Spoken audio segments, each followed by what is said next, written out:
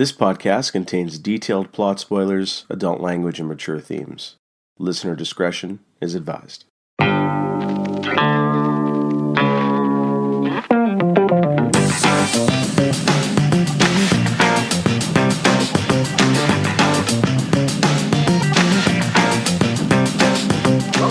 Podcast of Rare Antiquities, episode 48, where today we will suggest all those who eventually die, they should first get some killer speakers in their coffins and rock and roll themselves when they are dead, as we dissect and analyze 2018's Panos Cosmatos film, Mandy, starring Nicolas Cage, Andrea Riseborough, and Linus Roach. This is Harry. And this is Geoff. Welcome to 2019, Geoff. Happy New Year for the first podcast of the year. Hopefully we will record more than 2 or 3 we did in 2018 there. Yeah, man, Happy New Year, and I'm looking forward to lots of Rare Antiquities this year. Hopeful Rare Antiquities. Yes, indeed.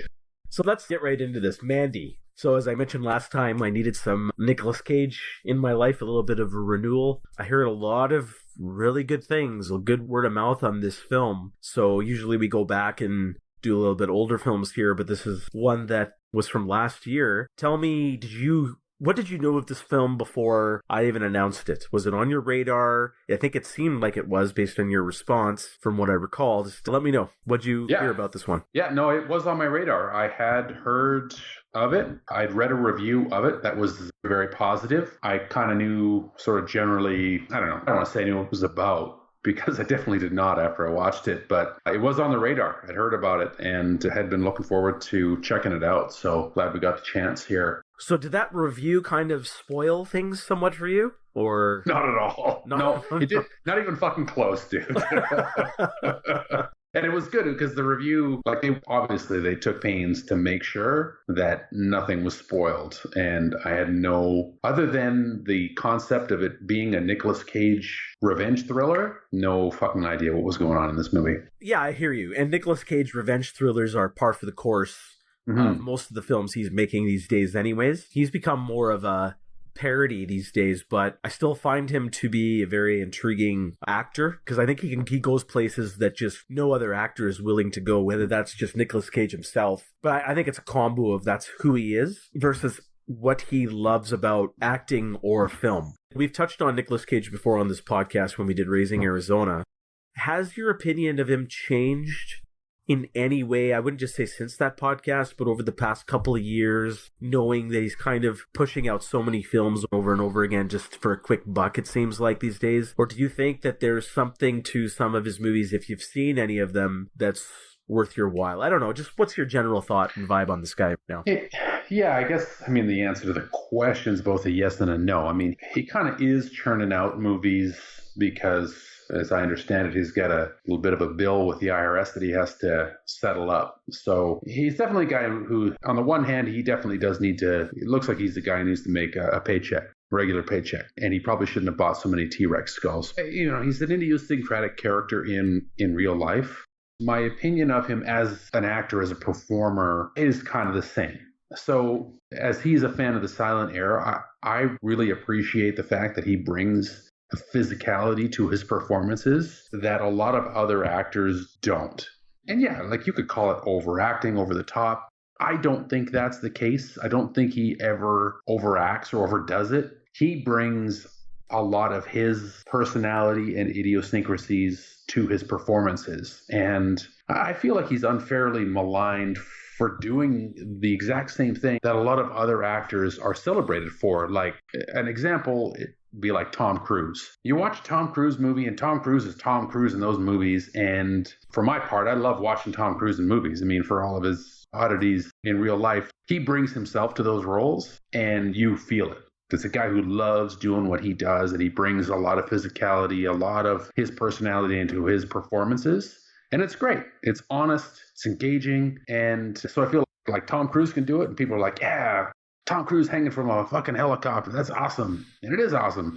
And then Nicolas Cage does, it's a little different when Nick does it, as odder. But when he does it, people are like, oh, he's overdoing it. No, he's doing the same thing. It's just, he's just got a different way about him. And I think it's great. I appreciate it. He's one of a kind. I wish he was in better movies because he'll take a script and it's probably not the best idea, but I want him to keep being him. I think it's awesome, and I think it's unique, and I think we need more of it in mainstream movies. Oh, I agree exactly with what you said. Yeah, I think the only thing here is I wish he just picked better projects, and then people could really celebrate how he acts and what he's bringing. Because I feel like a lot of mainstream performers are just doing the same thing. Like, they're trying to reflect realism, grounded realism, to the extent that you can't tell what someone's on paper versus acting versus real life, like how someone would react. But I can sometimes see elements of what Nicolas Cage does is how someone would react as well. That over the top, either enthusiasm or remorse or excitement or anger or frustration. I think that kind of energy is also real. And I've seen literally on Saturday night at a bar, I saw one of our friends react in a very similar way that Nicolas Cage does in this movie. And it's just uncanny that some people would say that's overacting, but I can completely see where they're coming from, because there's so much of that from the performances of Nicolas Cage that one then would just tend to typecast him as saying he's just always overreacting or overacting. But I find that he can reach down and bring out something that other actors can't, and that's what I really appreciate him for. Yeah. But the unfortunate part is, as you've mentioned, the projects that he's picked are so shitty for the most part. 80-20 or 90-10. But I love that 10% that's there. They're gems. And we will get into whether this one is a gem or not. But how about do you want me to start off with a plot synopsis here and then maybe a little bit of trivia, and then we can start digging into this thing? Yeah, let's do it, man. Okay, so you're going to have to forgive me. I'm going to do something a bit different with the plot synopsis here, so bear with me. I don't know how this will go, but I put this together in 20 minutes, so we'll see what happens here. All right.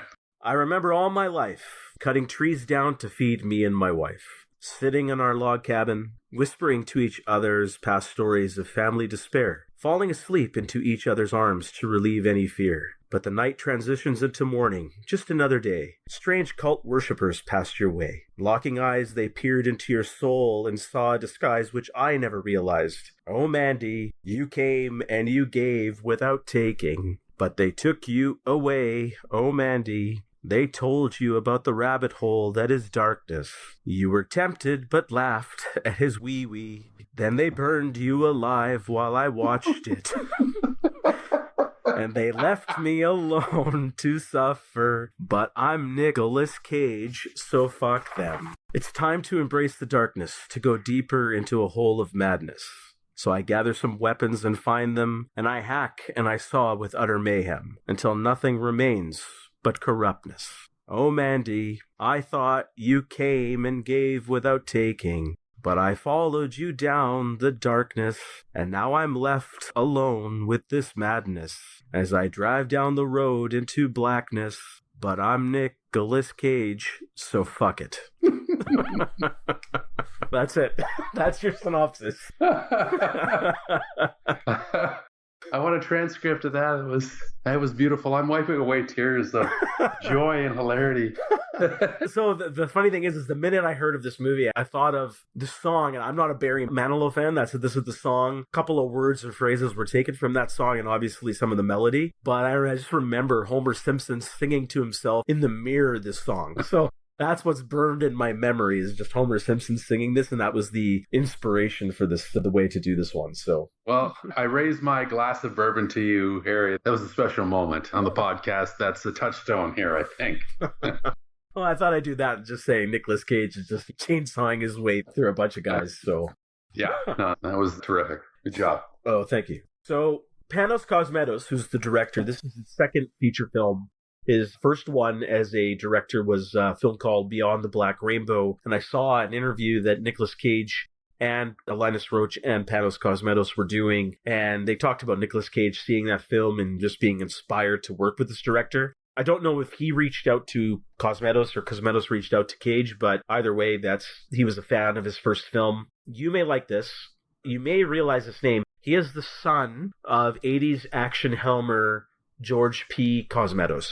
Oh, okay. Yes. Yeah. So a couple of George Cosmatos' movies that you may be familiar with is Rambo Part 2, First Blood Part 2. He did Cobra, which I don't know if you've seen, but is another cult classic. And he did Tombstone. Oh, that's where I know him from. Tombstone. Yeah, Yeah. Tombstone's such a good movie. Yeah, so his father directed Tombstone, and Panos Cosmatos was his first foray into filmmaking. He was second assistant director to Tombstone.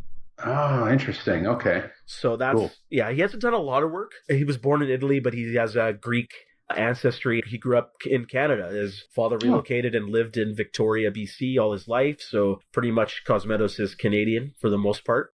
This movie, Mandy, appeared in Sundance 2018, the film festival. This is where it got its rounds and got the word of mouth that, this was a delight and something different for Cage as well as audience members here. So it was a critical darling during Sundance, and still to this day, people are still raving about this film.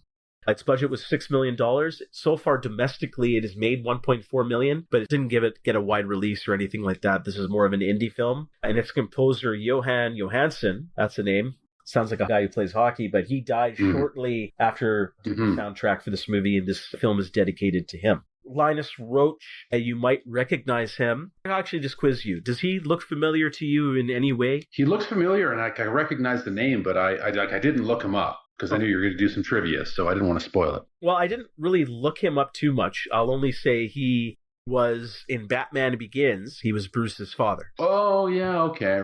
Why Do We Fall? Yeah. So that's who this guy is. I should have done more research, but I did not. Take that for what you will. Andrea Riseborough, I'm actually a fan of hers. I saw her on an episode of Black Mirror and absolutely loved it. It's one of my more favorite episodes. Which episode was she on? She was the one where she had to keep killing people for protecting something. I can't remember. Yeah, I remember that episode. That episode was dark. Yeah, that was dark. And it was good. She had a great performance in that one. Yeah, she was really good. Yeah, so I really like her, and I thought she did a great job in this movie as well. And that's pretty much the trivia. Do you have any questions or comments? No, man. I didn't really do too much background looking there, but I had wondered where I'd seen her before. And that Black Mirror episode was a tough one. Yeah, that was a tough one. Well, most Black Mirror episodes are. Yeah, there's two where at the end you're like, oh, cool. And then everything else is, I'm going to go kill myself. So why don't we get into this movie? So let's go back to the classic way we originated this podcast, and let's break it up into 3 acts. So I'd like the first act. Let's just talk about who Mandy and Red are. Red being Nicolas Cage, Mandy being Andrea Riseborough. Your introduction to them, as well as when the cult drives by and sees her right up to where the kidnapping starts. So that'll be the second act. And the second act will be about the kidnapping. That can be part of the second part of the discussion and her death. And then the third act can be Nicolas Cage's journey into revenge and how everything wraps up. So let's look in the first act here. What strikes you? What pops out to you with these characters and the setup here in this movie? All the way up to her kidnapping. Yeah, okay. So there's a couple things that I made note of. So first off, I was like right from the start, I was really digging the cinematography, like how this movie was shot. It looked absolutely terrific from go. It had sort of an 80s movie feel. It was a little grainier, wasn't too sharp. It's like Grindhouse. I wrote down kind of a Grindhouse feel. Yeah, kind of a Grindhouse feel. I thought it was great. The atmosphere was just oozing with atmosphere. It was so good, and it was very sort of minimalist. So it was great. Even that one scene where like he first comes home and she's like sitting in the chair and he comes in, he's like, "Hi, honey, I'm home," kind of thing, and goes over and gives her a kiss. And it was such an elementary type of scene, and you knew that there was shit going on underneath with the ominous music and the weird lighting and stuff. It was so good. One thing I made note of, I think it was this first scene where he's driving, he's a logger, and he gets in the helicopter, and it's got that weird look on his face, which I didn't really dig deep into. But he's driving home in his car, in his station wagon in the woods. And there's a piece there. There's not a lot of exposition in this movie, which I really like. But there's a piece there. He's driving home, and he's listening to the radio. And Ronald Reagan's on the radio. Yes. That tells you when the movie's taking place. That's correct. Yep. That's great. But it's specifically what Reagan's talking about, which is, Americans are embracing traditional values and rejecting pornography and all that stuff. And he just fucking turns the radio off there. I thought that was an important piece of the film, really interesting. And he kind of built it out from there. But that was probably one of the biggest pieces for me in the first act, was just that one scene, him in the car, listening to Ronald Reagan, switching it off. I hear you. The first thing that hits you is the cinematography and the lighting, and you said atmosphere. I wrote down mood. It completely sets the tone of how this movie is going to play out, and I thought it was wonderful. There's the colors, the fog being red or black or green or dark blue. You know, it sets all the mood with these characters, but I felt that this kind of red signified something ominous coming, especially with that music, the ominous music that was playing with it as well. And I also liked the shape of, say, when it transitioned up to... We got a lot of transitions up into the skyline as well in this movie. Not just in the first act, but throughout the movie. And I remember I wrote down in the first act there were some clouds that looked like it was approaching their cabin. Like they were okay. They were just talking to each other as normal couples do. But I always felt that there was kind of... Obviously, it leads this way into the movie, this impending sense of doom that is coming towards them. And that's one of the themes that I felt here. I even got a kick out of when they were talking about planets. And then she says she likes Jupiter, and then Red says, oh, well, I like Saturn. Oh, I'm going to change my mind, Galactus, which I loved. Yeah, that was good. Because Cage is a comic book fan as well, a hardcore comic book fan, but Galactus swallows up planets. So what does that mean? It's more impending doom is coming. I don't know. Do you feel that was a little on the nose, or do you think it was still subtle enough that this is, okay? I don't know. Did you think that a lot of that's too much on the nose, the way it's filmed and they're talking about it and things like that? I don't know if that's a yes or no question and answer there, because clearly they're creating this atmosphere, right? Like you have the ominous music. I had the subtitles on for a bit, and when the ominous music comes on, the subtitles say ominous music. So obviously they're not trying to be subtle here. Like they're pushing that atmosphere on you. So what I think works well is not... Well, if you're going to do the ominous music and the lighting and stuff, that's great to set it up. But the characters as well have to play along in a sense. Like he's saying Galactus playfully. It's a joke to him. Like they're just having a conversation. It's kind of a joke. Like Galactus, like he's planets and he's doing the thing with his mouth. So they're being playful with it. But because there's the ominous subtext, which are all like you and I, as the viewer, were like, shit's going to go down. Like, we can feel it. Because how the movie's shot and scored. So that when the character's doing that as a joke, the subtext there being like, bad shit's coming. And we know that because we know what movie we're watching. That's good. That gives you some dramatic irony there that he's being playful with the ominousness. It's a way of being on the nose, but in the right way. Not through the characters looking into the camera being like, those clouds are ominous, aren't they, Mandy? No, they're just... I'd love to hear Cage say that line of dialogue, though. Yeah, but they're just hanging out. It works, man. It totally works. It does. There's also some religious undertones here. Obviously, I'm sure you picked up on it, but when they talked about, like, he's a logger, they're living in this cabin in the woods where I guess his job is kind of isolated, and then you have one of this very unique title card here, and I loved how I love that title card, how it says Shadow Mountains. And then even after the Ronald Reagan thing that you pointed out, which dates the film, it does say 1983, and then it goes AD. So he specifically says AD because to me it feels like it's a religious undertone, and we could talk about what happens after with the bikers and other things that happen later. But I immediately got the feel that something, like he's trying to point out something religiously here. That was my first hint at it. I don't know if you agree. I wanted to also ask you specifically about Mandy herself, because one thing I did write down here is there's a couple of scenes here with Red and her when they're just before anything happens. And she's in the lake, and she comes up and she goes towards the fire. She's probably skinny dipping or something. And they focus on her face. I don't know if you noticed, one of her eyes is much larger than the other. It's more dilated. And then she also has a scar on her face, which kind of just looks like I couldn't really put my finger on it, but I just wrote down, is she decomposing? Because she just seems like she was fascinated by, like, with her story about those birds and her dad. And then there was a scene with her looking at the fawn, the dead deer. And she finds a dead deer in the woods and she's crying. And then she was talking about that one book, and I wrote it down here. The book was called Seeker in the Serpent's Eye. And then she reads a passage here where, and I'll quote it here, the wretched warlock closed around the object called the Serpent's Eye, and it glowed with a ghastly emerald light. And she's just surrounding herself, lured with all of this kind of death, I would guess. And I was wondering, because of her physical appearance, is she all there? I don't know if she's human. I wrote down, is she on a different plane of existence?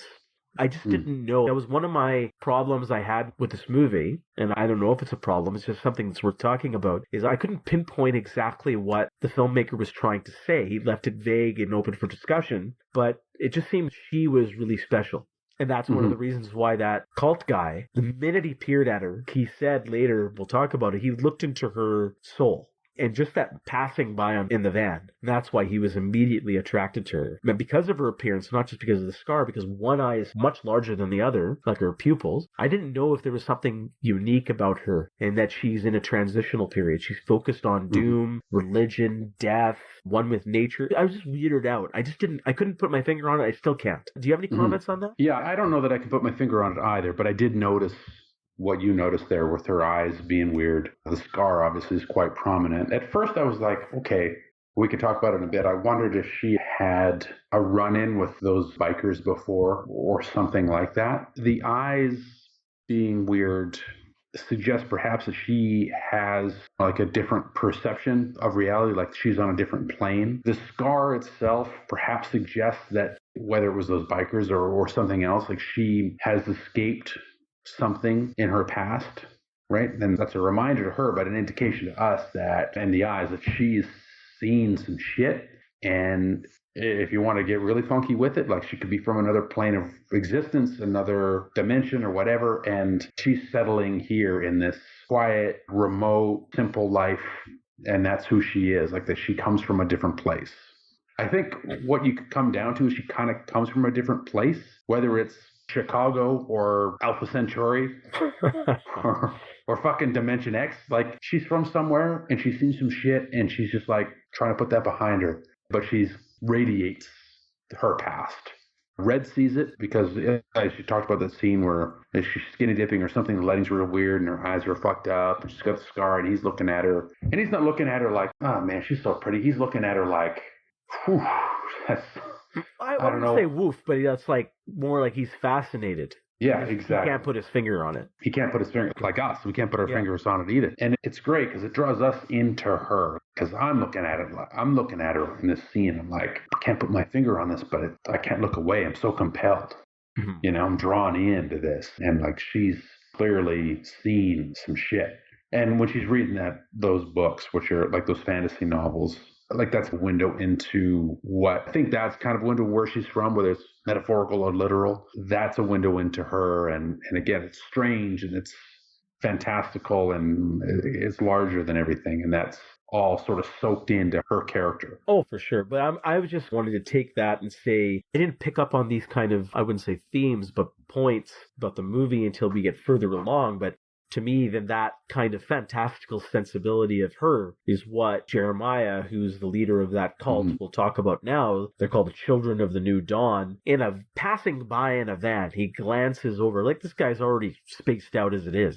Yeah. He glances over, sees her on the road as he passes by, and then immediately can tell he wants her. Now, is this just some kind of sicko? Or is this movie trying to say he is also somewhat special and is Panos Cosmatos trying to say something here? So I want to get your thoughts on the cult here, who are called Children of the New Dawn. You now start to meet Jeremiah and his cronies who are with him. They also seem to have some kind of weird relationship with these demonic bikers. One could argue 4 horsemen of apocalypse. That's kind of what I thought about when I saw them, because there's 4 horsemen here. And they're also on the realm of, are these guys actual humans? Demons? Mm-hmm. Half and half? I have no idea, but I think it's explained later, and I want to talk about that. But what was your first thoughts about who these people are? That's just Jeremiah and his cult, as well as the demonic bikers here. You know what they reminded me of, man? Remember that fucking vampire movie, that Catherine Bigelow movie we watched? Yeah. Yeah, when I saw those assholes in that band, it's the first thing I thought of was that they looked like those guys. Or a low-rent version of Lance Henriksen and what's his name there? Paxton. Bill Paxton. That's the first thing I thought of. I love the shot, like where they did the still, where they're walking by and they see Mandy, and just the still of her face sort of out of center. Oh yeah, that was awesome. Yeah, such a good shot. Yeah, no, there's definitely some good questions. We could say yes, at least for Jeremiah and his prime acolyte there. I don't know what her name was. But the older woman, yeah. Yeah, they seem to have some perception, but they perverted it because they were selfish. or at least he was selfish and he was just thinking of himself. Of course, he's a failed fucking singer, right? Mm-hmm. Like that totally added up. But it's like he's special and then failed at what he thought was his calling. And so he perverted his gift into this bullshit cult. And then all of his followers there, they were just a bunch of dumb assholes. So there was nothing to his accolades. There was something to him, even though he was a coward. For sure. Yeah. The bikers, I was like, who are these Mad Max looking motherfuckers here on these ATVs and spikes in their gear and shit? I was like, is this our world, or is this like post-apocalyptic 1983 America where somehow Ronald Reagan's president, but the bombs have already went off and there are pockets of society that still function, but then you got these guys out there doing this kind of wacky shit. I don't know. It didn't feel like it was reality at this point, which is fine, right? But I don't know, man. I mean, that one guy, he looked like he got his face run over when he was a baby, and I don't know. At this point, I was kind of wondering, did Mandy have a run-in with these bikers before? Because that guy had the spikes on his fingers, and he kind of scratched the one dude when they went to ask for help. And well, the weird thing here is also when Mandy was reading that book, she was talking about that object, the serpent's eye, which was glowing in an emerald light. Yeah. Then the cult Jeremiah gives one of his guys who wants to talk to the demonic cult to call them. Then when he pulls out this weird horn, he says, I wrote it down, it's called Horn of Abraxos. Yeah, right. And then Horn of Abraxos, yeah. Which I don't know what that is, but then Panos Cosmatos, the director, he then bathes it in green light, strobe light, and it's flashing, right? So obviously hitting the nail on the head there, but he's saying that this is the serpent's eye. It's a ghastly emerald light, and they use this horn to call the demons. Yeah. So what do you think that is all about here? Because it'll happen again in the second act, which we'll get to. We'll see this green light appear again. And I'll remind you then, but just from what do you think these symbols mean, and what is that serpent's eye? Like, I was trying to put my finger on it. I still don't know if I can. I was curious if you have any thoughts on that. Well, I don't know if I'm reaching a little bit here, but back in the late 70s and early 80s, there was the satanic panic, which was the misperception that kids playing Dungeons and Dragons were part of some satanic cult, and there were like satanic rituals, sacrificing babies and all this stuff. And it was all phony. None of that stuff actually ever happened, but I wondered if he was trying to sort of tap into some of that fear of the era, the director. You get like a game like Dungeons and Dragons, or these fantasy novels that Mandy was reading, where people are reading this stuff and then acting on these satanic impulses. So on the one hand, you got this cult, and they have this relic that they're using, and maybe they're all just taken in by it, and it's bullshit. You could look at it that way, but then on the other hand, you could say, oh no, it's real. Like, they actually have this real spirit, this spiritual demonic connection to this fucked up biker gang, and ambiguous enough that you could look at it either way. And I think that's part of what helps it work. It's, they could be doing some fucked up shit, like Charles Manson did some fucked up shit with some cult bullshit. There's just stuff that he made up. Or in the context of the movie, because of how it plays out, there is sort of a supernatural undertone to it, so you could go that way with it. I don't think it's definitive either way. I don't know either, because to me, you get so many different shots of what's going to happen. Like, we can bring up what happens to Nicolas Cage after they get kidnapped. He gets stabbed and cut in the same way that Jesus did as well, or so they say, right? Yeah. I look at that as well. And there's also the last shot of the movie, which we'll talk about. We won't have to talk about it here, but I definitely felt that he's giving hints that maybe this is just a different plane of the apocalypse is maybe working its way out here.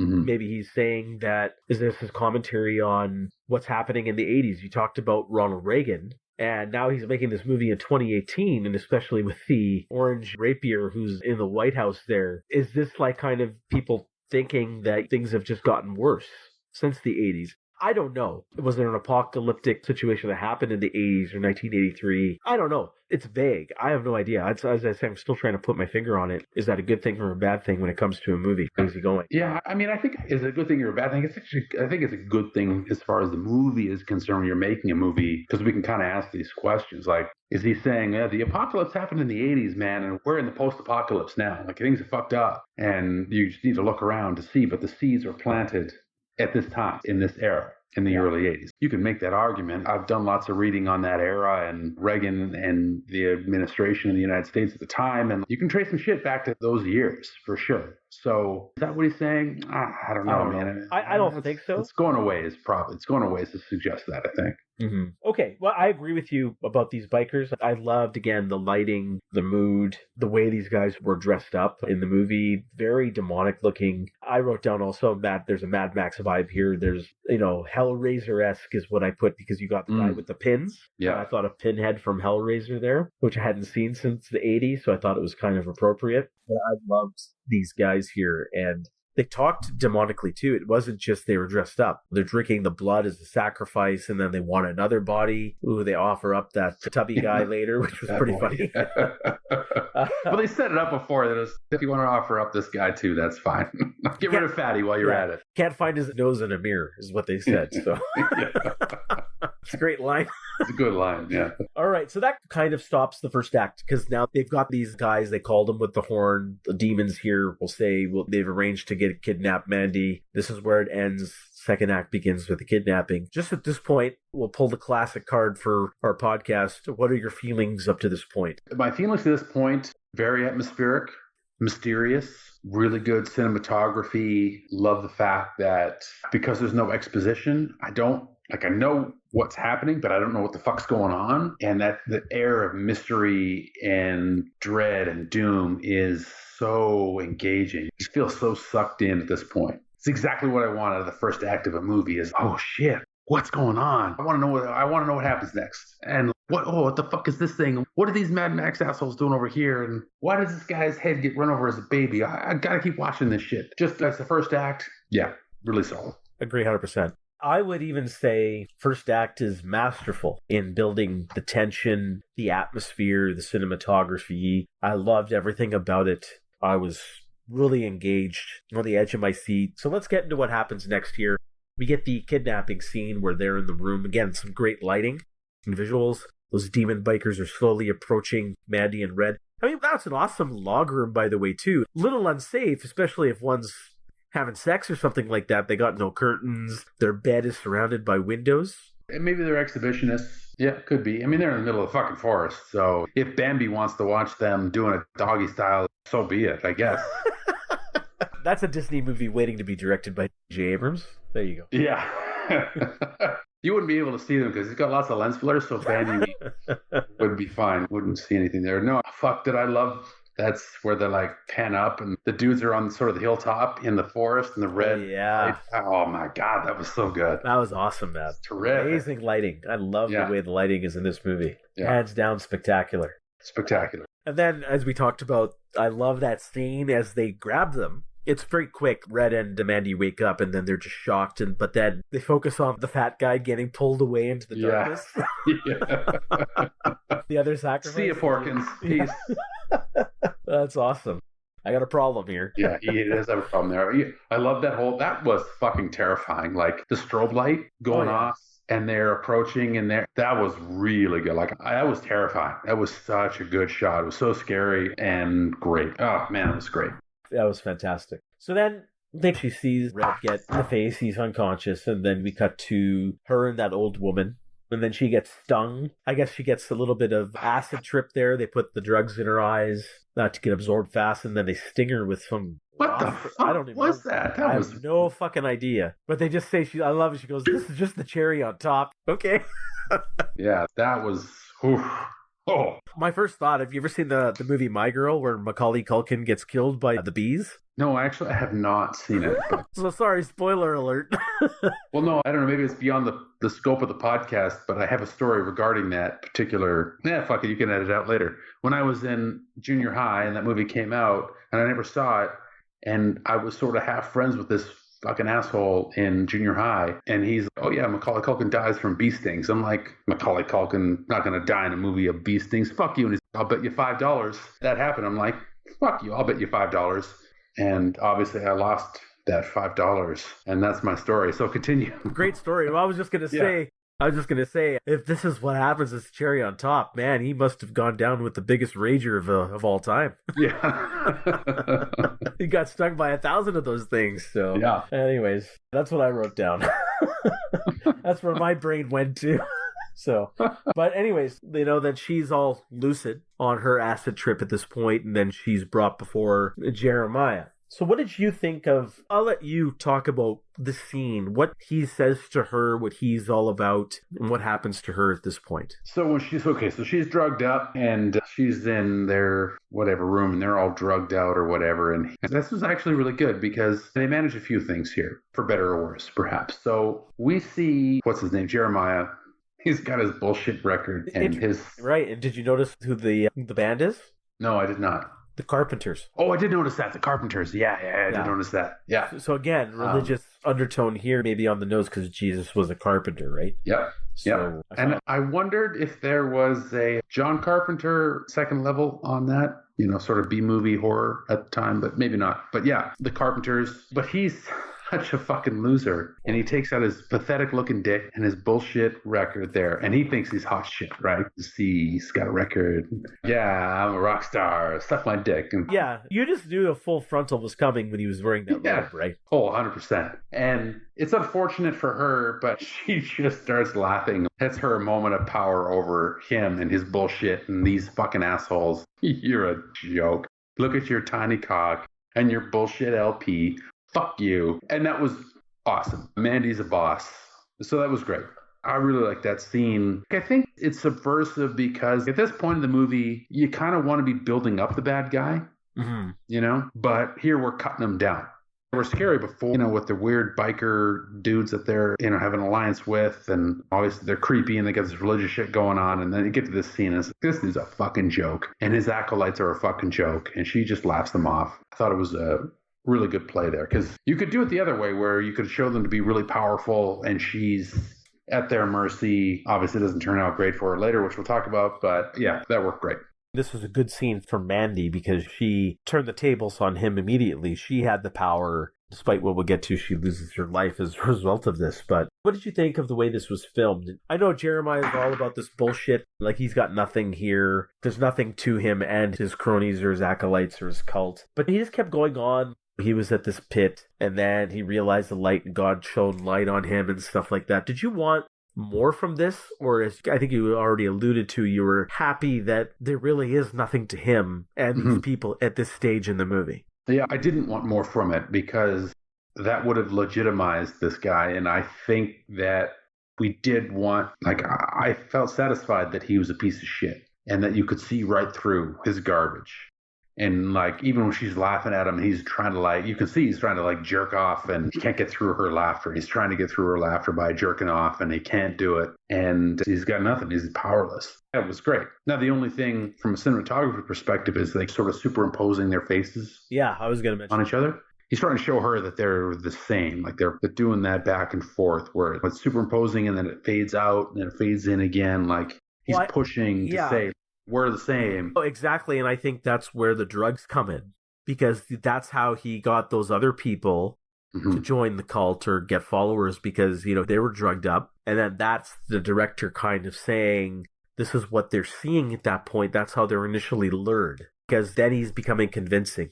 And that's where the drugs are coming in. At least that's how I was interpreting it. Almost the same. You're me. And then that's what I'm seeing. And then, yes, I will join your cult. But she snaps out of it and laughed at him. So power to her. The only thing I'll say is I agree with everything you're saying here. From Mandy's perspective, it's better that it serves the story and he's not legitimized. The only drawback of this is then, does that put an end to this whole subtext? Is this really some kind of religious act that's going on here? Good versus evil, God versus demons, or God versus the devil, or anything along those lines? Does that end that conversation at this point then? Not necessarily. And I guess that would depend on how you might feel how powerful or legitimate evil would be. You know what I mean? So they can still be the embodiment of evil. And the fact that they don't have legitimacy or real power, that might still be evil. Is that what is evil? If you look at today in 2018, the greatest evil is some big dumb orange motherfucker who doesn't know his ass from his elbow. That's evil, is ignorance. And assuming that you're more than what you are when you ain't shit.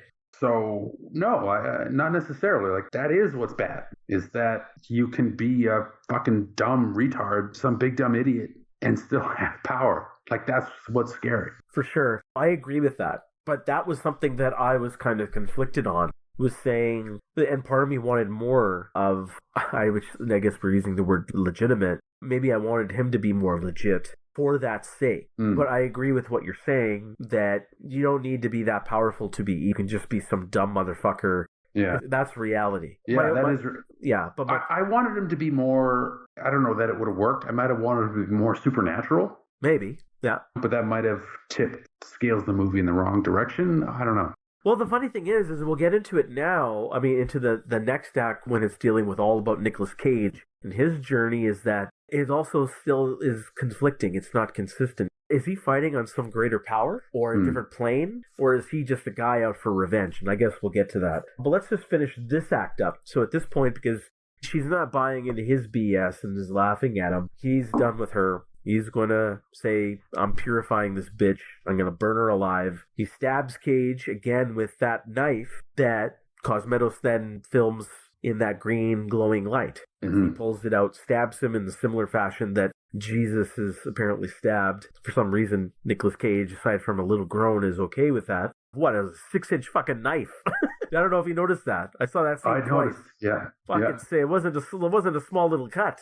Fucking that thing impaled his lung. Nick Cage equals Nick Cage, greater sign, Jesus. Maybe. Yeah. So then they burned her alive in a bag, being hung up there. That was a dry heat, man. She lit up fast. Yep. Gasoline probably helped. But she turned to ash pretty quick there. Yeah, that was... didn't seem realistic, but no, that's just a movie. But I liked Cage's acting here. It's all silent. You see his agony. He's screaming, but you can't hear it. I like these scenes. I like the shots of when Mandy's burning. You see all the other acolytes. They all have different reactions. There's the one girl who's not horrified, but she's sad. She knows that she's fucked, stuck in this, and she needs to get out. There's the one kind of retarded motherfucker who's just pointing guns in his finger and saying boom. The old lady, she's happy. I found the interesting thing was, if you watched Jeremiah's reaction, he's leaning forward watching her burn. He's not happy. He's kind of slightly angry at first. He's got kind of a grimace around his mouth. Then he leans back and I don't even know what he's doing, but it seems like he's sad that this had to happen there. So I found that interesting. So what did you think of these scenes? Yeah, so the expression on his face, like you say there's some complexity there because it does represent a failure on his part. Like he couldn't turn her into one of his followers, and the rest of his followers are kind of reacting as they would react. I don't know, maybe I'm a softie in my old age. I don't enjoy watching a scene where people suffer like this. I don't know, it's part of the movie and it's not gratuitous. And it hit me where it was supposed to hit me. Like the movie did its job because I felt it. Like, and as we're supposed to, right? Like she's getting burned alive in front of Red and it's not supposed to be pleasant and it wasn't. And I don't like it and I'm not supposed to like it. But it's also not supposed to take me out of it. And I think that's just me, that I find it hard to stomach that kind of suffering towards the characters in a film. I don't know. That's just me getting hung up on it. It works. Like it does what it's supposed to, and it works. And it really sucks in an emotional perspective, which it's supposed to. And I just have trouble separating it sometimes because I don't like to watch suffering. I hear you. This is not gratuitous at all. But I just felt what made me, I wouldn't say have the feels, but what engaged me here was just watching Nicolas Cage and his anguish all over his face. Can't hear anything. And he's tied up and he's so still. He's got barbed wire around his wrists, around his mouth, which is gaping open. So he can't move. He's got to be still, otherwise he's going to be sliced in half. But he's just suffering in sadness and horror and anguish there. So I thought that was an effective scene, well played by Nicolas Cage. So they leave him. So I'm assuming at this point you're still 100% on board moving forward, right? Oh, absolutely. Two things. I don't like to watch characters suffer that I have an investment in because I was really digging Mandy and now they burned her to death alive. So in that sense, I'm a little frustrated. I don't know. It's hard to describe. I'm like, well, I was really digging this character and now you burned her alive and that's a really horrible way to go. So fuck you guys for doing that. But now I'm like, I can't wait to see how much Nicolas Cage is going to fuck up all these motherfuckers. So yes. He's going to turn these guys' brains inside out and that's going to be great. And that's exactly what they wanted me to feel. Yeah. So they did their job there and that's terrific. And there is some religious symbolism here. I don't know that you want to make Nick Cage or Jesus? Well, fuck it. Maybe you do, because the barbed wire is like crown of thorns. Yeah. So it's not too on the nose. You can believe that these guys have tied this guy up in barbed wire, and I saw that, I'm like, ooh, man, that's got to be painful. Well, later he gets the nail through the hand in different scene. Oh, yeah, that's right. He gets the nail through your hand, yeah. But it works. It's not really all that on the nose, but it's enough there. You make the connection without rolling your eyes. There's a scene in Man of Steel, which we've talked about on the show, where Superman's fallen to Earth. And then he does the Jesus pose. He does the Jesus pose. His arms. All right, fuck it. I get it, man. I know he's the savior. You don't need to do that with the Jesus thing. It's so obvious. That's obvious. That's obvious. And this is not as obvious. So I appreciate that. His arms aren't splayed out and he's, doing the whole thing. They're doing the subtle Jesus here, not the obvious Jesus. So good for them. So I'll just also add, I don't know if this is going to help your argument or go against it. She was wearing a shirt, which is 44. Later, after Nicolas Cage changes, he puts on the same shirt, which is a 44. So I was just curious to see what is there a significance to 44. So if the number 4 has some angelic and religious undertones to it through numerology, and the 4 elements of earth, wind, and fire, and there's some religious things there too. And then 44 doubles up on that and says, then now you have to go through a trial with your hands and you have to go to work. And I found that kind of interesting. Is that the reason why he was wearing a shirt that's 44? What was the significance of that? So that's what I got. Just a quick Google on the internet. Okay, so there's 4 points on a crucifix or a cross. Yeah. Other than that, I don't know. That's me reaching, but why? What's the 4? What's the work? What's the going to work? Well, Nicolas Cage is going to go to fucking work now. Yeah, but what does that have to do with the 4, though? I don't know. That's good. Oh, okay. That I don't know. So okay. The only thing is there's 4 points on a cross. Yeah, okay, that's fine. Yeah. That's fine. So now we have Nicolas Cage. He gets himself out of the barbed wire there, Mandy. What did you think of the scene when he's in the bathroom screaming and crying? Did this scene work for you? Yeah, because it's just one shot, right? Yeah. He comes in, it's just all one shot. So I like it whenever they do that. And I bought his performance. He looks kind of goofy, wearing his tidy whities and his shirt. It's hard to look at him and he looks silly. He's at their place, right? Yeah. But he knows where to go to get the fucking bottle of booze in the bathroom there. He didn't have to look around for anything. It felt like he was at home. I was just confused at his location. Oh, okay. Yeah, it's a weird place for a toilet next to some armoire. Yeah, it was odd. Yeah. And there's booze in there that he's drinking. But you don't drink booze on the toilet, then? Come on. Well, I do, but I don't keep booze in the bathroom. I bring it with me from my bar like a classy motherfucker. No, I don't keep it in there. Because if you keep it in there, then anybody who comes over to your house and uses your bathroom will drink your alcohol. You got to keep it in the living room where you can monitor that shit. That's just Alcoholics 101, man. I just remember, again, going back to The Simpsons when Homer's hiding the booze and he lifts up the lid on the toilet and he takes the can and then he does the chest twitch. Yeah. Regardless of all of that, good performance. Like he's the anger and the anguish and the sadness all rolled into Cage madness. That worked for me. I'm a huge fan of Cage. I think he can act. I didn't buy the scene. I thought it wasn't goofy because he's in his tidy whities. I just felt that he went in a direction. Like, I'm happy that, to me, it seems that Panos just let Cage be Cage. He said, I support whatever you're going to do here. You figure it out, I'm going to film you. And Cage went for a certain way, and who knows how many cuts they did, but I probably would have done a different take. Because I didn't like the, he's screaming. I get the fact that he's angry, he's devastated, he's confused, he's also injured. So he's trying to douse some of this with the booze. He needs to drink it. I have no problem with the booze there. I just felt that it just came across, you used the word goofy. That's kind of how I felt. Mm-hmm. I had a goofy smile on my face enjoying Cage be Cage here. I just felt it needed something a little different, which I know he could do, even in his cagiest performance. But I felt it was just a mishmash of different emotions that, to me, which signifies someone who's broken. He's trying to find something here. Is he transitioning into a different state of mind that he has to go to? But I didn't know what to make of this, and he lost me a little bit here. I didn't enjoy this. So that's what I felt. So from this point, they cut immediately. He goes visits a little buddy of his, Bill Duke. He's looking a little frail, though, here. I thought he was looking pretty good, considering that he's been eviscerated by an extraterrestrial hunter. You're talking about the Predator or Arnold? Yeah. Because in Commando, he did get destroyed by Arnie as well. So, well, consider he's been obliterated by Arnold Schwarzenegger and the Predator Still pretty good. Yeah, he's a little old here, but to me, he looked a little frail, but I always appreciate some Bill Duke. Yes, from Predator and Commando days there. And here they talk now about, because Cage says, Jesus cult, demonic bikers, it's crazy evil. I love that. Just crazy evil. I love that one line. Yeah.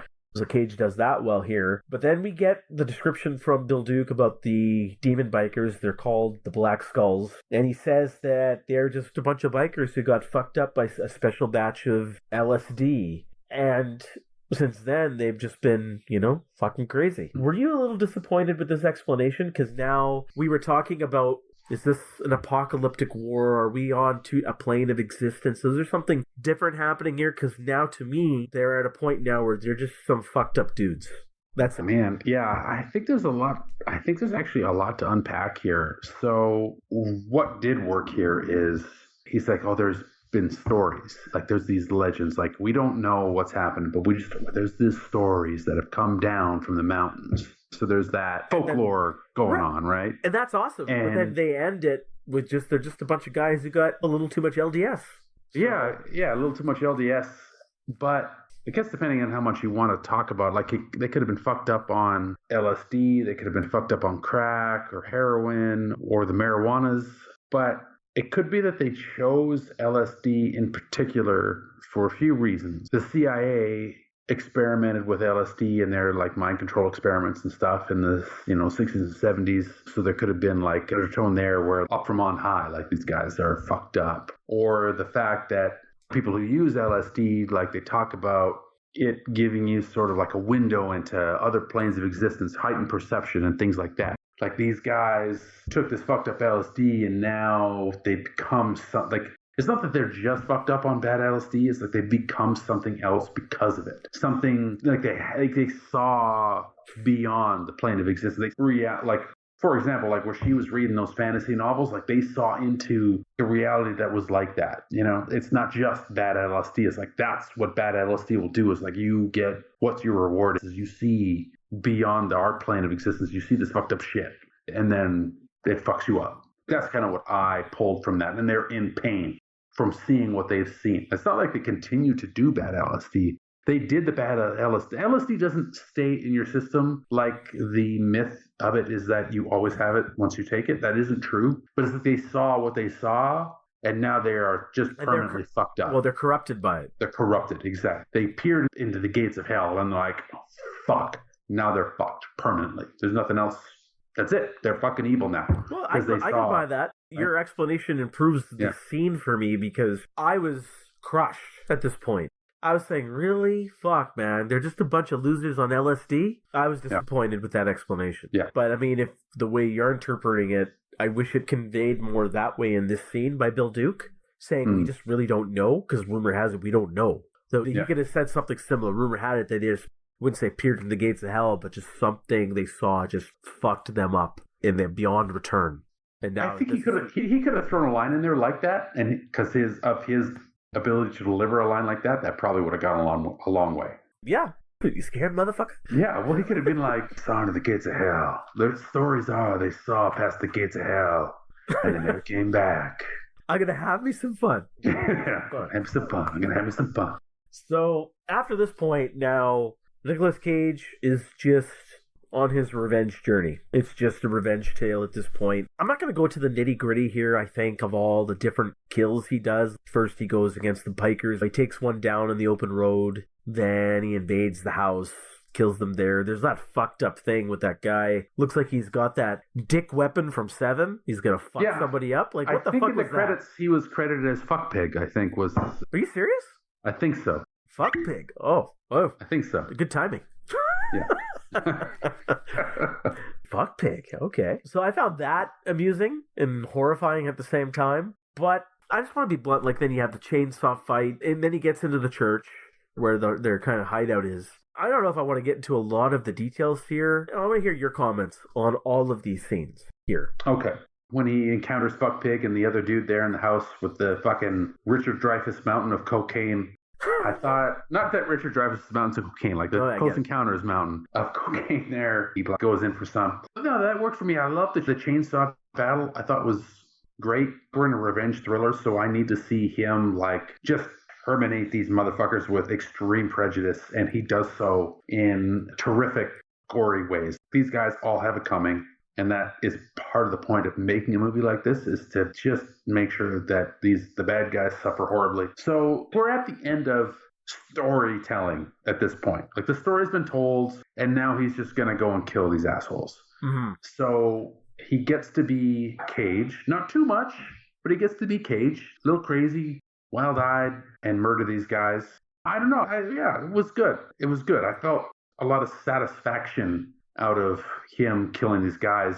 Now, a couple things. I assumed he was like a Vietnam vet, just based on the time frame. Yeah, because all of a sudden he's busting out these martial arts moves and... Yeah, he's a vet. He was in Vietnam. It's 1983. He's of that age. He obviously served. That's got to be the case, right? Like, he's Rambo, basically. Only his PTSD is really bad because he will fuck you up with... But where did he get the mold for that demonic axe that he made? I mean, it was awesome. That was awesome. I love that demonic axe. Awesome. That was awesome. I'm like, how did he get the mold for this fucking thing? I have no idea. Rambo 5 coming up, it'll be double the size of that, but... We have Rambo 5, Rambo Goes to Hell, and he has that fucking axe, and he chops Satan in half from the ass up with that axe. Just remember the difference between Cage here. He's avenging his loved one. Rambo just wanted something to eat. So everyone has suffered just for a sandwich. Exactly. It's just, I'm so hungry, guys. He says it himself. All I wanted was something to eat. Hey, that's fair, man. I mean, how hungry do you get? Like, you see a Subway and, like, you don't have a $5 for that footlong? You get pretty angry. I mean, I'm not forging a demonic axe over it, but I might use a 50 cal. And I don't know. I liked it when he fucking threw that axe and cleaved that dude's skull in half there. I mean, this is all... It's good at this point. I don't want to say I'm feeling good because it's awful, but it's good. I find it satisfying. See, I think this is the point where I think we might disagree on this film, is I felt that this third act as a whole, the revenge part, left me completely unsatisfied. I felt that the scenes were far too quick. The action was not satisfying, and I think that was maybe could be his shortcoming as a director. This is only his second feature film, so maybe they needed somebody to stage these scenes a little differently. I'm not saying we need to see Hard Boiled here or something like that, but it just felt everything was simple and quick. The only thing that stood out for me was obviously when the guy pulls out the one chainsaw. It's massive. I mean, that was a awesome moment. It's pretty funny, and I liked how he died. He fell on it, and he's just getting sliced open or something like that. That's what we're made to believe. But outside of that, I really didn't dig a lot of the scenes here. The atmosphere's still there. The lighting is still good. Things are still creepy, especially with those demonic bikers and what fuck pig, or pig fuck, whatever you call them. Everything else just felt underwhelming. And Cage, I wish, was just a little bit more cagey. That's just me. Because to me, he's now going down this path of darkness. I don't know if that's a commentary about revenge. I don't think so. But just this whole apocalyptic feeling, supernatural, it feels like he's now chosen to sacrifice his own soul to avenge her. And he has now gone down this path, and now he's lost his soul, or he's on some other supernatural plane of existence or path. I still don't even know what it is, but I just felt that just these scenes here as a whole just left me wanting more. I was a little underwhelmed. I was surprised because I was enjoying myself all the way up to these points when he started the revenge journey, and then it just kind of resolved itself very quickly. We're talking about, what is it, like several different areas in 15 minutes? Everything's wrapped up very quick. I was underwhelmed. If you weren't, that's okay. But I do have one question for you. He does go visit this guy who's got a tiger. And he's telling him about where Jeremiah is hiding out. Who did this guy represent to you? And I didn't get who this guy was and how he fit into the story. No, missed it. I have no fucking clue who this guy was. Yeah, it was very strange because then he just leaves. Okay, so Cage wakes up where he's chained where his hand is nailed to the floor there, right? Yeah. And then he kills those dudes, and then he leaves, he gets his axe, and he leaves there, and he kills that one dude outside, and it's right after that, right? I don't know if it was after the demonic bikers he killed them, or he got this information before he visited the demonic bikers. Because I don't think he killed anybody at his house. I think he visited Bill Duke, and then he's like watching the roads because Bill Duke said they go on the roads at night, and then he spots one with the crossbow, kills one, follows the others to a place, kills the other demonic bikers. Yeah. Then he visits this other guy with the tiger. Then he visits the tiger guy. But yeah, but I don't know where exactly. Yeah, but it was after he killed the bike, like the first group of bikers. It was after that. Yeah. So was it in the same area? I don't know. I was unclear on that too. Yeah. So I was just wondering at this point, that's why I was confused. Is he now just like a messenger of God? Like he is essentially Jesus fighting in the apocalypse? Or he's one of Jesus's men on this journey, serving. That's what I mean. I didn't know how this is fitting in. Are we still on a supernatural path, which is, I got all the way up to where Bill Duke was talking about these guys. Mm-hmm. And then now again, it's like at the end of this movie when he kills Jeremiah, Nicolas Cage is now, to us as the audience, he has a different voice, a deeper voice, a demonic voice, or kind of a supernatural voice, and he says, I am God. Kills him. It's just not clear in this third act. I didn't know how to feel here. The end, like what you're saying there, I think I agree. I'm not exactly sure what happens other than the fact that he manages to kill everybody and crush that dude's skull with his bare hands, which is awesome. Which is awesome. I'm not sure it's possible. Well, unless you're the Mountain, no. And it's Game of Thrones, but it was an awesome scene. But then that also brings up the fact that if it's just a regular human being now, did he get transformed? He's now pulled into this war or into this plane of existence, or we're talking about something else. Like you just talked about the bikers. They peeked into the gates of hell through LSD and now they're fucked. They can't come back. Did Cage now through this journey also peer into or get involved into this to a point of no return, which we can argue about. The last scene in the movie is he's driving off, he's looking at Mandy, he's going off into an open road and it's darkness. And behind him there's a backdrop of what looks like an apocalyptic landscape. Yeah, and an alien apocalyptic landscape too, right? Because they got two moons in the sky. And yeah, it's like the Quiet Earth. It is like the Quiet Earth, yeah. I didn't know what to make of all this. It could be, I mean, I was just thinking now, just like thinking back on it, because when he gets captured, right, and he wakes up and he's got the nail in his hand and then he kills those dudes, right? After he kills Fuckpig there, he does some of his drugs. Yeah, that's right. That's right. He does some drugs.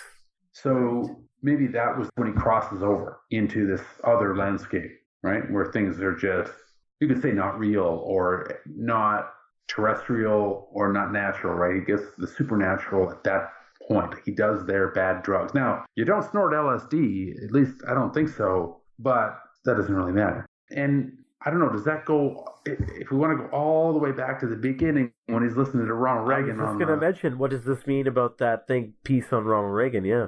Yeah, it's all right because there's porn on in that scene when he kills Fuckpig. There's that he's watching porn in that scene, so it's all right. Well, you want porn and drugs? This is where that's going to lead you. But I feel that's incongruent with the film because they're making a movie that's glorifying the revenge. They fucked up your girl, dude. Now you got to go and you got to make sure that they get what's coming to them. So I want to try to reconcile those messages. Are they saying that the conservative traditional values are bullshit, or are they saying that those are the values you should be sticking to and this is what happens when you don't? If you're going to do drugs and watch porn, this is the road. But it doesn't feel like that can be the message because when he fucks up that dude with the chainsaw, it's, yes, feels good. Yeah, fuck that dude with the chainsaw. Yeah, it's a conflicting message. And that sums up perfectly how I feel about this whole third act. I'm completely conflicted, not just in the way it's filmed, but the messages it's trying to convey. I'm completely confused on what's going on here. Yeah. I don't know how to feel. So we talked about the demonic bikers meeting their end. Anything about the chainsaws there? Did you enjoy that, or how did that pan out for you there? The chainsaw battle? Yeah. Yeah, I dug it. I dug it. It was pretty fucking rad, actually. It was kind of like that scene in Pulp Fiction where Bruce Willis is searching for the right weapon to go and fuck those dudes up. He comes down. He's got his demonic axe. When he looks at that chainsaw, and he knows chainsaw because he's a logger, right? And he puts down his awesome forged axe, picks up that chainsaw. He's like, I'm gonna fuck this guy with this chainsaw. And he's like, can't get it started. And that thing, and that dude picks up a chainsaw that's 9 feet long. It was great. It was just really good. I thought it was a well choreographed fight. Really good scene. I thought it was a great reveal to the 9-foot chainsaw. That was a chuckle, and it was like, oh yes. But then the rest, I was underwhelmed again. Really? I felt the fight was not where it should have been. Again, I feel that I'm just a little shocked because this is a guy whose dad filmed Rambo First Blood Part 2, Cobra, Tombstone. He's a classic 80s guy, director, like a B-movie film director, of course, an action film director, but still, there's a way to stage these things. And I felt I was really underwhelmed by these battle scenes. I thought that this scene could have been more here, and I was really disappointed. Especially from the teaser, you see the two chainsaws clash, and it's, oh, fuck yes. And then this is it? I like how the guy dies. He falls on the active chainsaw, and you see that like the bird's eye view shot of him getting sliced. That was awesome. But the fight itself, I was like, I wish there was more there. That's just me. I wish it was just almost there, but not quite. Not enough for me, but maybe that would have been pushing it. I don't know. They only had $6 million, I guess, so... Yeah, it was a low-budget film. So maybe they couldn't do much more there, but Cage should have taken a pay cut to get that scene a little bit more there. So let's get into the finale here, where he invades this church area where these guys are hiding out underneath in the basement or the catacombs or whatever it is. I think he let the girl go earlier, right? The young girl? Yeah, because he sort of hijacked the truck and killed the older dude by the end of the axe through, and then she was there, but nothing happened. Yeah. That's right. So it's just only the old lady and then Jeremiah. Yeah. She's pleading with him. I guess she'll do anything for him. But, off with your head. Yeah, he gives her head instead. Oh, yeah. He gives her head instead. That's correct. Nice play on words. Then he goes and has that showdown with Jeremiah. And I like the way this was filmed. Again, I'm curious on your take on how Cage is looking here. He's completely bloodied. It was kind of like McClane at the end of Die Hard there, but he's more demonic. His voice is deep. It's demonic. Yeah, as I said, he says the word, I am your God. I'm your God now, or something like that. Kills him. And then you talked about the cowardice of Jeremiah, which just shines in spades here. He's saying, you can't touch me, you can't harm me. And the minute he grabs him, he's going, oh, suck your dick, man, whatever you want. Just leave me alone. But then, madman as he is, he does find it within himself to still curse Cage right before his head gets squished like a grape. What did you think of all of these scenes here to wrap it up in terms of Jeremiah's end? I like how it's shot where he kind of comes into, I don't know, it's like they're at the bottom of a well or something like that. So it looks really good. And I don't know how I feel about it. I mean, they reduced Jeremiah really to a sniveling coward, but he goes back and forth where he's trying to still preach. And he'll preach for a bit and he'd be like, all right, man, I'll suck your dick. And then he preaches a little bit more. No, I'll really suck your dick. And then he preaches a little bit more. So he's a coward who's trying to get out of it by any means necessary. I don't know if you could crush a dude's skull with your bare hands or not. This was tough because I don't know that there was a fate for Jeremiah that would have fit. Nothing would have been awful enough for him. So the barehanded skull crush, I guess, is the best option there. But there's no other insight here. We've got the supernatural and the religious stuff going, and nothing else happens with Jeremiah. And maybe that's a good thing. If he had said or delivered something profound here, would that have undermined Red's quest? This dude actually did have something going on. It's like at the end of Kill Bill, when David Carradine and Bill, he actually has some shit to say to Uma Thurman there, and it's, oh shit, yeah, man, that makes sense. If something made sense here, then wouldn't that have made him right? He needs to just be a fucking cowardly douchebag, and he kills him. That's kind of what needs to happen, isn't it? Yeah, I think so. Again, I found some of this a bit anticlimactic a little bit, but again, my mind wandered immediately to, is Nicolas Cage now something else because of all of these religious undertones? But he deserved what he got, Jeremiah, the head squish. But, because it's just a human being, can't be done. But then I was thinking, okay, then Cage is now something else. Yeah. I don't know if that's the case, because it's not consistent. But that's okay. Maybe the movie can leave things vague, open for discussion and interpretation. And that's also a strength for a filmmaker. But let's just talk about now these last two scenes. Jeremiah's gone. Cage is on his way out, driving out into the woods, the dark woods. His journey is complete, or is it? Because he sees a vision of Mandy sitting in the car beside him, and he has that goofy smile that you see, which only Nicolas Cage can do, and then he peers forward, and they move forward, and then you get the final shot of the movie as it pans upwards. We talked about in the background is a post-apocalyptic landscape, whether it's Earth or something else, and you get the two moons, but it's definitely something of a battlefield that looks like it's behind there, something strange, and that's how the movie ends. What did you think of that? What's your interpretation there? I'm not sure. I'm still asking myself questions about that. It's out of a heavy metal magazine, as are like a number of scenes are read out of heavy metal. It does kind of suggest that that's it. Like, we all fucked. It is the apocalypse.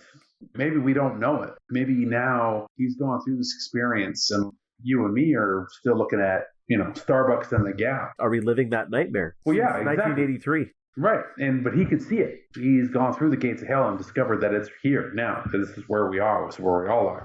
Well, I think that date's significant because, maybe Panos Cosmatos said, well, after Return of the Jedi, nothing else was the same, so... Yeah, nothing else matters. So, 1983, it's the end of the world now. Can't top this. So. Yeah, he's not wrong. He's not wrong. Yeah, I don't know, man. That's open for interpretation completely. You can be right or wrong on any of this. And that's part of what's good about a good movie is that you can't really come to a conclusion as you're asking yourself the questions. I mean, it could be that nobody's right. Reagan's values are all bullshit, that the opposite values are all bullshit too. And it's just like, it's too late. Like, we're all for fuck. I don't care if you're... you could have your traditional values or progressive and like, it doesn't matter. Like it's hell now, like it's over. Mm-hmm. But he sees it. Like he can see past all of it. They were, living in nature and just hardworking conservative people. And she kind of represented the other end of it. She got murdered and he had to go and he went through hell and he comes out of the end of it and he's in it. He went through hell and he comes out at the end and is like, well, it's hell now. It's all fucking upside down. There's 2 moons in the sky and the landscape is toast. Like, it doesn't matter.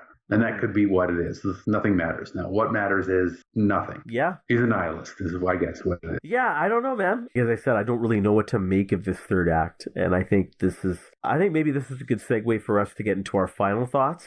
I'll give you the honor of going last, so you can have the final word. But before we do that, is there anything else you wanted to talk about? Yeah, man. What the fuck was with Cheddar Goblin? Oh, yes. I love that. I love that little commercial. Cheddar Goblin. The minute he comes out, and when he frees himself from barbed wire, we see that commercial on the TV. His TV's still on, and you see Goblin rising out of the macaroni. It's a kid's macaroni commercial. Yeah. I have no idea. That was awesome. Well, it's good, yeah, but it was just like, this is terrifying. And also, strangely, I'm hungry now for some reason. Yeah, he stops there and says, Cheddar Goblin. Yeah. Yeah, he did. He is like, Cheddar Goblin. Like, why? Why? I think Nicolas Cage threw that bit. Maybe he did. That would be the only thing that would make sense to me. Anything else? I think that was it. All right. I'll get into my thoughts here. I'm struggling to know what to think of this movie. I think that the way this movie is filmed, and I think we can agree on this, the cinematography, the lighting, the atmosphere is almost second to none. Masterful in its craftsmanship. And I think that's the main draw to this movie. From what I hear, Beyond the Black Rainbow, which is Panos Cosmatos' first and only previous film, it has a similar lighting and atmospheric mood to this. And I think that makes a very story fairy tale-esque atmosphere, which I really do enjoy. That in itself is a rare antiquity. I love the first 2 acts of this movie. I was engaged. I was engrossed. I think the highlight of this movie is Mandy herself. She was fascinating to watch, and I felt she was the most compelling and the most intriguing character, even though this is really a Nicolas Cage vehicle. And I loved Nicolas Cage for the most part in this movie. The only problem I have with this third act, and I felt that the movie here struggled to find an identity. What was it really trying to be? Was it trying to be more of a thought-provoking thriller, or ask something that's going to ask you questions about humanity, about one's soul, about one's journey? Or is it something that's going to be just a nightmare and an action movie and a revenge tale, and there's a journey there too that can be had with the character? But I felt it dropped the ball on both parts. It didn't fulfill either of that fully, because I get half of a movie one way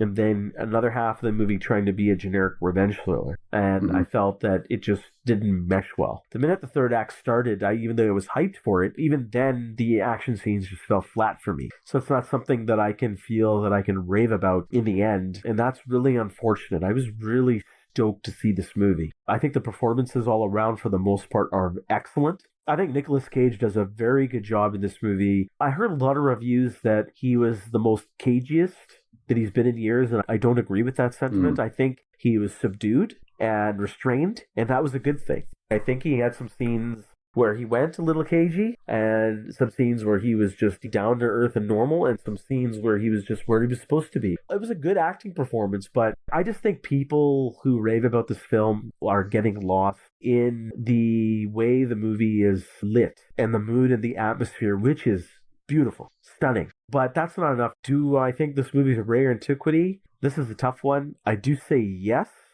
simply because of the way it's filmed. I think there's enough there that I think someone should go see it for that aspect. But I'm having a hard time giving it a solid recommend, because I do think the third act drops the ball for me a little bit. And that's really upsetting for me. I really wanted this to be a home run. And I think with a few minor tweaks, it could have been. I just wish that there were some elements that had a through line a little bit more through the movie where I could really understand what the director was trying to envision here. Because I think it was a hodgepodge of ideas.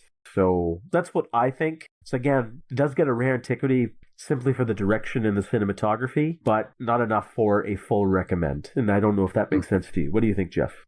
Shit. I mean, I think that it does contradict itself in its messaging. And that does make it confusing, especially in the third act. It's like, all right, which way are we going here? Which way? So it's challenging. I like the fact that we have a revenge, like it's a revenge thriller that is challenging. Because when was the last time that happened? Like you can watch, let's say, Taken, right? Liam Neeson. Good movie, basically a revenge thriller. And there's nothing going on in that movie other than what's happening on the surface. I can tell you one, Jaws the Revenge. Jaws the Revenge. Is there anything else going on in that movie? I don't know, man. That was a joke. What's funny, here's what's funny about Jaws the Revenge is it's the shark who's getting revenge. That's what's great about Jaws the Revenge. He should just eat all of those fucking people and that would be satisfying. So this one, it's hard to know where to come down on this, which direction. And I like the fact that we can be asking questions like that in a movie like this. That's good. So is it a rare antiquity? 100%. They don't make movies like this. They look so good. And like the pacing's really good. And the performances are like, it's not a conventional movie from 2018. It's not a conventional movie from 1983 for that matter. It's good. They don't make this movie. This movie's not made. So that's a rare antiquity for me. Would I recommend it? Yeah, man. I mean, I don't know. I really dug it. I was totally absorbed into this film. And like the third act, as problematic as like you raised really good points, although I thought the action scenes actually really worked for me, I was glued to the screen. So yeah, go watch this fucking movie, man. I don't know. Is it muddled? Maybe. I don't know. I kind of want to try to write an essay on this film and see if I can figure it out. Because it's got some shit going on. And I'm happy it's got shit going on. It's great. And a revenge thriller with Nicolas Cage, it's got shit going on. Fuck yeah. Terrific. Go watch this movie. It's not perfect, but go watch this movie. I mean, Nicolas Cage losing his shit and with actual shit going on too. I guess that's a win in most cases, even though I say it's a slight minor not recommend fee. But that does it for today's episode. Mandy, Geoff, do you have anything else to say about this movie, or do you want to enlighten the audience and myself of what's happening next time? Yeah, we're going to put the crucifix in Mandy here, and we're going to move on. And I felt the need to lighten things up a little bit. We've been a little heavy last couple episodes. So we're going to lighten it up. We're actually going to go back to another Canadian film from 2011 starring Sean William Scott. Oh. Goon. Oh, Goon. Okay. Goon. Yeah. We're going to put a little hockey into our lives here, and that's what we're doing. Well, nothing wrong with some hockey. Always a pleasure. I've heard of this movie, haven't seen it, so looking forward to it. Yeah, I haven't seen it either, so cheers, looking forward to it. Oh, awesome. Can't wait. Well, that does it for today's show. Thanks, Geoff. Hopefully this year we'll be able to hit and review and have some discussions a lot more frequently than last year. So here's to that. And we're almost at episode 50, so hopefully we'll get there soon. Yeah, looking forward to it, man. Got a big list this year, so let's do it. All right, I'm in. 100%. All right, cheers. See you next time. All right, next time.